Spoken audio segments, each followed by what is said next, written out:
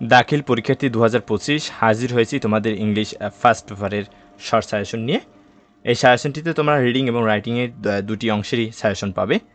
সাজেশনের শুরুতে রয়েছে মার্ক ডিস্ট্রিবিউশন অর্থাৎ মান বন্টন। তোমাদের টোটাল মার্ক হলো 100, যেখানে সেকশন এতে রয়েছে 50।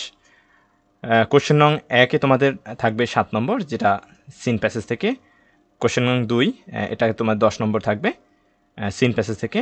কোশ্চেন নং 3 গ্যাপ ফিলিং উইদাউট ক্লোজ, এটা তোমার 5 নম্বর সিন প্যাসেজ থেকে। এরপরে 4 নম্বরে যে প্রশ্ন সেটা থাকবে তোমাদের আনসিন প্যাসেজ থেকে। 5 নম্বরে সেটা তোমাদের আনসিন প্যাসেজ থাকবে, এটা নম্বর হলো 10।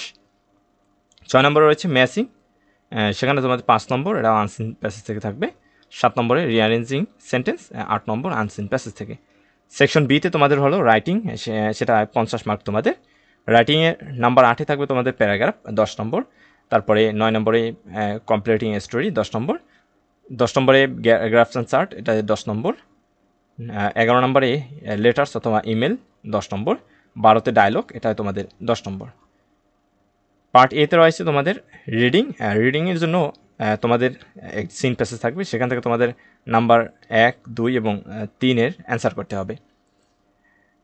এখানে আমি তোমাদের জন্য গুরুত্বপূর্ণ কিছু সিন প্যাসেজ দিয়েছি, সেগুলো হলো number 1 humans can neither, number 2 heritage, number 3 Zahir Raihan, number 4 May Day or International Workers Day, number 5 Mother Teresa, number 6 Pritilata Waddedar, number 7 26 March, number 8 21 February, number 9 Meherjan lives. Unseen প্যাসেজে যে বিষয়গুলো রয়েছে সেটা হলো number 1 Nobel prize, number 2 Stephen Hawking, number 3 Abraham Lincoln, number 4 Humayun Ahmed, number 5 Albert Einstein, number 6 Neil Armstrong, number 7 Eiffel tower, number 8 Munshi Abdur Rouf, number 9 Jibanananda Das, number 10 Charles Babbage, number 11 captain Mohiuddin Jahangir, number 12 Jasimuddin was. এইখানে মাত্র 12টি তোমরা এগুলো পড়বে এবং এই থেকে তোমাদের 4 এবং 5 নাম্বার কোশ্চেনে অ্যান্সার করতে হবে। এরপরে পার্ট বিতে রাইটিং, এখানে তোমাদের কোশ্চেন 8-এ থাকবে প্যারাগ্রাফ। এখানে আমি মাত্র 13টি প্যারাগ্রাফ দিয়েছি, তোমরা এগুলো নিশ্চয়ই পড়ে যাবে এবং এর ভিতরে তোমাদের অধিকাংশই পড়ে ফেলেছো। নাম্বার 1-এ রয়েছে এ মাদ্রাসা অথবা স্কুল ম্যাগাজিন, নাম্বার 2-এ এ মাদ্রাসা অথবা a school library, number 3 street অথবা road accident, number 4 tea stall, number 5 tree plantation, number 6 traffic jam, number 7 load shedding, number 8 a street hawker অথবা ফার্মার অথবা rickshaw puller, number 9 a winter morning, number 10 deforestation, number 11 your national flag, number 12 air water অথবা environment pollution, number 13 a book fair. আশা করি এর থেকে তোমরা common পাবে।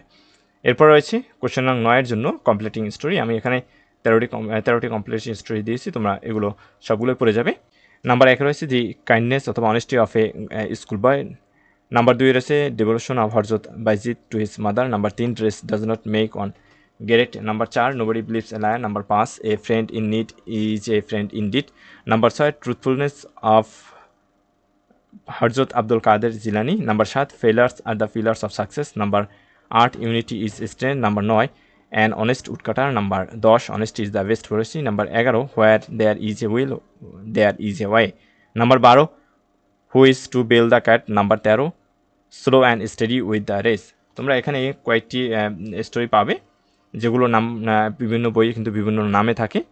আমার এখানে একভাবে আছে, তোমার বইতে হয়তো অন্যভাবে থাকতে পারে। তোমরা বিষয়গুলো আসলে বুঝে তারপরে নিবে। এরপরে আরেকটি বিষয় হলো, তোমরা স্টোরি লেখার সময় অবশ্যই স্টোরির উপরে কিন্তু তোমার টাইটেল লিখতে হবে, অর্থাৎ শিরোনাম লিখতে হবে।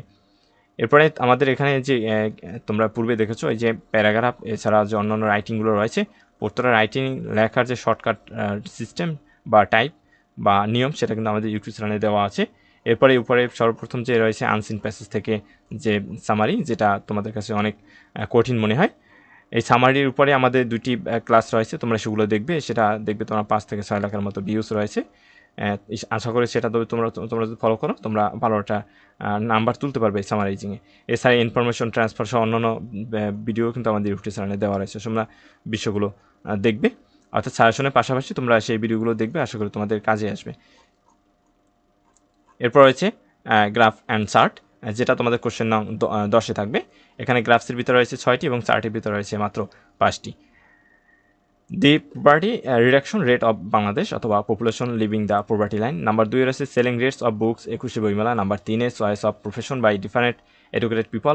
নাম্বার 4 রয়েছে দি নাম্বার অফ ইন্টারনেট অথবা মোবাইল ফোন অথবা ফেসবুক ইউজার্স। নাম্বার 5 রয়েছে the literacy rate of Bangladesh. Number 6 রয়েছে the population growth rate of Bangladesh.